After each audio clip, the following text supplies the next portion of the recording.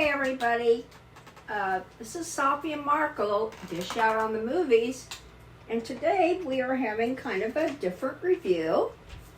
We're doing Masterchef, of course, and the episode is, I believe, 11 or 12, and it is a backyard barbecue episode. And they have invited like 40 to 50 of the best barbecue aficionados in the area to come and taste these contestants' barbecue. And today, Marco I'm reading his review because I'll explain it, or he's explained it, and I'll just read what he says, and then I'll make my comments. Okay? All right. This is what he says. Hey, everybody. This is Marvin/Marco's review of the American reality TV show MasterChef. I strained my voice the other day doing a Freaky Friday 2 review, all after doing a 2-hour Snow White commentary that is currently up on Patreon for all tiers. First, I did not notice Tiffany this entire episode. You're right. She didn't make much of an appearance. That was a big plus. I thought it was hilarious when the Spanish woman, she's she is Spanish woman, and the Asian women fought, and Gordon had to come over and break them up. That was different. All the judges seemed weirded out by that conflict. I agree. I did not like it when the couple was forced to make a succotash after they said they weren't comfortable making it. The captains did not listen to them. There were other things they didn't listen to either. The captains, but my favorite part of the episode was when Joe walked back to the Brazilian husband making potato salad and asked him if he felt, quote, emasculated, quote, making potato salad while his wife was up front. It felt like such a bizarre question to ask a contestant, like Joe was personally picking on him. I want to hear Joe ask more of these weird questions. It also came back to bite this couple, the Brazilian couple, because the wife sent out a lot of raw steaks in the end.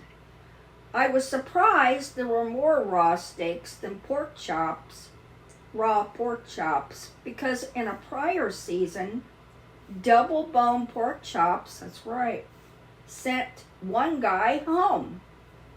He could not figure out how to cook them with the strong wind, etc., because that affects barbecue cooking. Overall, I loved this episode and thought it was hilarious. The young Asian woman said she was used to having to speak up in her normal work environment, but she didn't really speak up that much during the challenge. You're right, she hardly said anything. The mom did, though. I also thought it was very telling when Gordon stopped the red team from celebrating and told them, "No, you didn't do a good job." That was quotes. My biggest issue of the episode is it was kind of confusing at times because of the editing. I'm also not looking forward to the pressure test. I'm sick of pressure tests, and so am I, truthfully. My grade is an A for entertainment value. Speaking of entertainment value, you will find much more on the Safi and Marco Dish Out on Movies Patreon. There are 3 tiers, all of which would be worth it if you enjoy our content. Later, I will be reviewing Dexter with the help of Safi. All right, that was Marco's review, and it sounds like he really enjoyed it. So, this time it was very interesting. We always have a contestant or contestants who will say, "Oh, I do this skill all the time, so we shouldn't have any trouble with it." And that pertained to the brothers. And they had won last week's challenge, so they, one, got to pick the teams, and then two, they got to pick the meat. And that was either the bone-in pork chop or the steak. No, wait a minute, they didn't pick.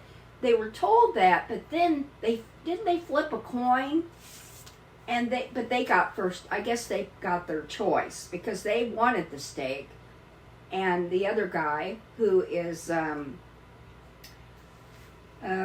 can't remember his name. The woman who passed out. No, that's not right. That was Jessie. Jessie and Jessica. Jessie got the pork chops. So anyway, so they said, "Oh, we cook this kind of food all the time. We're real experts." This is the brothers on barbecue. And so whenever somebody does this, there's always a crinkle. There's always a problem. It never turns out the way you think. And Jessie, and there were the two brothers, and they were doing this cooking. But then the other team, the guy, Jesse, Jesse and Jessica are from Boston. Jesse was cooking the pork chops all by himself. And you're talking about for 50 plus people. And so I think one thing, the judges were very impressed with that because they had, out of that whole time, they had one raw pork chop, and it was like kind of near the beginning. And the problem with the other team, which consisted of this blonde who kind of was going to pass out, and her husband, and the Brazilian couple who've won quite a few challenges, probably, most of them, and then these two brothers who won the last week. You thought, well, they've got it all, but they, like Marco said in his review, the wife, the Brazilian wife, for some reason, I don't know what happened, but she gave them like 2 or 3 raw steaks in the end, which is kind of almost impossible because but 99% of the time on a steak, some kind of steak that anybody ever cooks, it's always overcooked. So this was really weird. And that left the judges were pissed. They were embarrassed. And Joe said that. "I don't want to be embarrassed again." He said that. That was his quote. Marco didn't even say that. And that happened at the end, and that left with a bad impression. And I've talked about this before. If you ever do anything, gymnastics routine, a skating routine, or design routine, anything, at the end, if you could do good all the way through, but when you come to the end and you leave this impression with these undercooked steaks, then that pisses people off. That's all they remember. It's the last thing they see, the last thing they experience. And so that wasn't good. And I don't know, it's weird. And the reason why Joe, which really was strange, asking her husband if he felt, quote, emasculated, he really said this, is because Brazilians like barbecue. In fact, they had some kind of barbecue aficionado in the audience who said, "Well, I'm Brazilian and we have a lot of barbecue every single day of the week." And the husband somebody asked him, might have been Joe, "Aren't you used to doing a lot of barbecue type food?" "Oh yeah." "Well, why didn't they ask you to help?" And he said, "I don't know." And that was the end of that. But that was why Joe said that because I guess he knew that this husband was used to barbecuing and maybe they wouldn't have turned out the raw. And the problem is, for both of the teams, it was even in terms of neither cooks on either team cooking the meat were used to cooking this many pieces of meat for people. They're used to cooking for their family, their immediate family, or maybe a little party at home, but they're not used to cooking 50 or more pieces of meat. And so it was hard. It was a challenge. This is a challenge. So in terms of this, I think they were kind of even, but I think the judges were so impressed with just one guy, Jesse, on the blue team, cooking these pork chops. And then also at the beginning, remember that when they do these challenges, these group challenges, they have in 30 minutes before, right after they start, they have to make a sample plate for the judges. And I can say that neither team had winning dishes. In other words, the judges wanted both of them to do more with their food. And so for the blue team, they had spent time, they felt their flavors. First, the pork chop was undercooked. And then they had grilled corn, and they had a potato salad.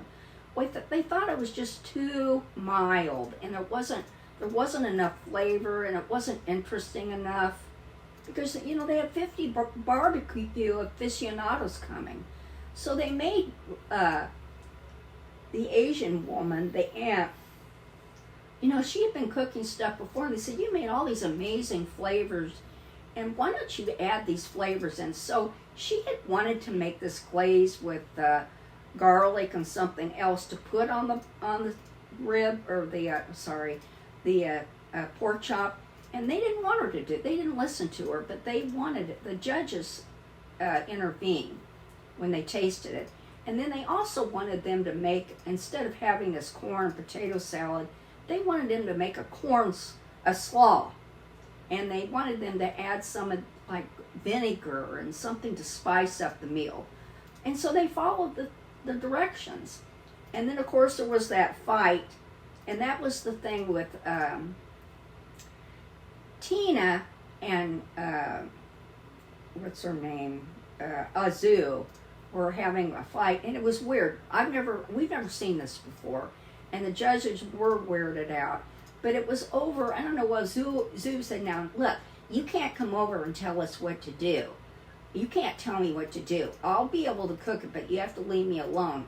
And then I can do it by myself or some weird stuff. And Tina said, no, you better listen to me. And it just went back and forth, but they got it resolved very quickly, actually. It was fine the rest of the time, no problem. And then the other team, Marco said this, they were making the couple was making a succotash. Well, they did not want to do that. They said, we don't make that. And the judges thought it was a weird thing to have, because what they ended up making was this the panzanilla. Here, let's see. Oh, God. I hate this. They made a panzanilla, and I looked this up, and I guess it was okay. But they had spent 30 minutes, remember, making these judges' plate, working on the succotash. And they told them they didn't want to make it. And the brothers even said, they wanted to make this panzanilla, and we said no. And I guess we should have done it. So they were behind. So they were kind of, in fact, at the end, the blue team had finished, and they were wrapping it up, and they kind of felt like they were going to win. And the red team, they thought they were done too, and then the Brazilian woman sent out 2 or 3 raw steaks at the end. God, they were mad. And they said they had already turned off the grills, and Gordon said, you've got to refire these steaks. They're not cooked, and you didn't do that good a job, or something like that. but actually what Marco said was the right thing. And so I think in the end, it sounded like the judges made the decision. The audience, they had just gone around and they asked people what they thought of their meals, which is what usually happens. And because of the raw steaks and because of their opinions, it was the judges, I think, who decided that the red team won. And they were also impressed with the guy cooking those pork chops all by himself. So I thought it was a really good episode, and I would give it an A- 2. And Marco was right. Tiffany hardly said anything at all. She would just make a comment, yeah, that is strange, or something like that. But she didn't have much. It was mainly Gordon and Joe who made a lot of critiques. And so next week is the pressure test. And I don't know. Gordon said, no, you did not do a good job. Right, he did. He said that. And I was I don't think I've ever heard him say that at the end of a challenge to anybody, ever. Because they were kind of congratulating themselves because it was done, and they had turned the grills off and they were wrapping things up, and they came up with these raw steaks and said, you have to turn everything back on and refire them. No, you didn't do a good job because you sent out these raw steaks, and how could you do that? And so of course the Brazilian wife, she felt really upset, and she felt like she was totally responsible. But you know, you had two people cooking steaks, and you have her testing, touching them or whatever. Maybe she didn't touch them, but you had 3 people versus the one on the other side who only sent out one in the big raw thing in the beginning. So he was right.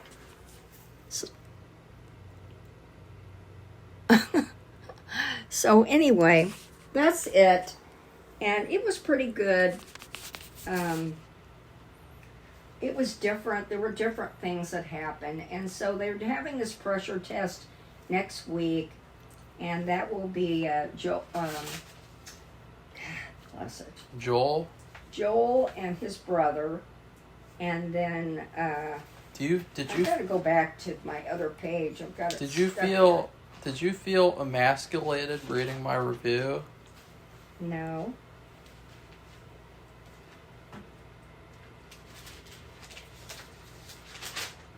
Okay. Adam and Joel, Julio, and Rachel, and Zach and Michelle. So Zach and Michelle are the ones that were forced to make succotash for 30 minutes and then had to scrap that to make this panzanilla, which I would suggest you look it up. I'd never heard of it, and it's another kind of potato vegetable salad, I don't know, as a side. So they will be up for a pressure test, and they are feeling the pressure now because all 3 have won a lot of challenges, or they have at least all won a challenge, and so they feel this is going to be pressurized because they've all been so good. They're kind of scared about it. So that's it. So Marco told you about the Patreon. So we have how many subscribers? 700, and we have over 700 subscribers. 725 and 745. Marco again signaling. We have over 700 subscribers, and we wouldn't mind getting a few more if you wish to subscribe. And if you like this video, and if you want to add some comments, what did you think about the barbecue? And I think another problem I just want to add to, it seems like it's kind of like meat and steak. These steaks were really nice, and I'm sure they're very expensive. So people don't really cook steaks for themselves a lot because you have to pay for them, and it's expensive, so they don't get to have them very often. So you have these people who they're going to say they like the steak no matter what. It's their favorite food. And so you have these, and the Brazilian guy, I think he was going to root for the Brazilians. So you had all this that stuff in it too. And I think the judges were just trying to be objective because they both had their challenges, you know, doing this number of cooking for so many people on the grill, which is a challenge. Like in the other one, Marco mentioned about the wind and the cold that affected that one guy's cooking bone-in pork chops, and he was actually sent home. He could never get it right, ever. It was a terrible day for him. So, anyway, that's it. So, goodbye, everybody.